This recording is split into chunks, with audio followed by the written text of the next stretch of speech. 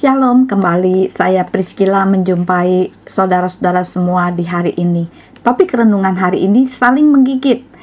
Mazmur 133 ayat 1-3, Galatia 5 ayat 14-15. Di dalam Galatia 5 ayat 15 di situ dikatakan, "Tetapi jikalau kamu saling menggigit dan saling menelan, awaslah supaya jangan kamu saling membinasakan." Nah, saudaraku yang terkasih, ada seekor ular besar dan seekor ular kecil yang lebih kecil sedang menikmati seekor rusa hasil buruan mereka. Ular besar makan dari ujung atas, sedang si ular kecil memangsa dari ujung bawah. Nampaknya mereka sangat menikmati santapan lezat itu. Nah, ketika mulut mereka saling bertemu, tidak disangka-sangka mulut ular besar menggigit mulut ular kecil. Demikian sebaliknya si ular kecil pun menggigit mulut si ular besar. Terjadilah saling menggigit dan kemudian diakhiri dengan tewasnya si ular kecil karena ditelan oleh si ular besar.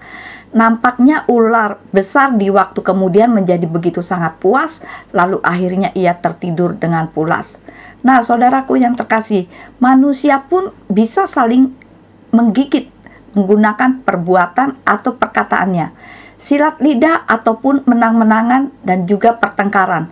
Itulah cara yang biasa dilakukan dan akibatnya tentu sangat buruk. Kerukunan lenyap, saling mengasihi hilang, dan perdamaian dan juga kedamaian hati gulung tikar.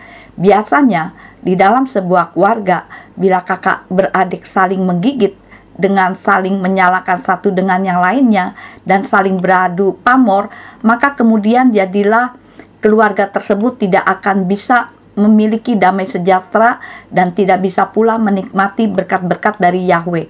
Di dalam gereja atau persekutuan, bila ada sesama anggota masih suka saling menggigit, tentu jadinya gereja atau persekutuan tersebut akan cepat sekali hancur alias bubar. Saling menggigit adalah upaya setan untuk mencegah berkat-berkat dari Yahweh turun dan bisa dinikmati oleh setiap kita. Dengan saling menggigit, setan tahu bahwa kita tidak akan mungkin bisa bergandengan tangan untuk memuliakan nama Yahweh dan Yeshua HaMashiach, Tuhan kita. Padahal, bukankah kehendaknya, angkatlah tanganmu ke tempat kudus dan pujilah Yahweh. Kiranya Yahweh yang menjadikan langit dan bumi memberkati engkau dari Sion. Mazmur 134 ayat 2-3. Jadi saudaraku yang terkasih, saya tidak begitu tahu secara pasti di mana saudara saat-saat ini Tuhan tempatkan. Entah itu di dalam keluarga kecil saudara, atau mungkin di dalam keluarga besar saudara, bahkan bisa jadi di dalam hidup berjemaat dan bergereja di mana saudara ditempatkan. Satu hal yang perlu saudara perjuangkan dan perhatikan secara sungguh-sungguh, berhentilah untuk saling menggigit. Berusahalah hidup damai dengan semua orang, karena kita tahu bersama akan ada berkat dari Yahweh di dalam kerukunan dan perdamaian. Mazmur 133 ayat 3. Saling menggigit, jangan sampai terjadi saudara. Sakit dan benar-benar merugikan satu sama lainnya.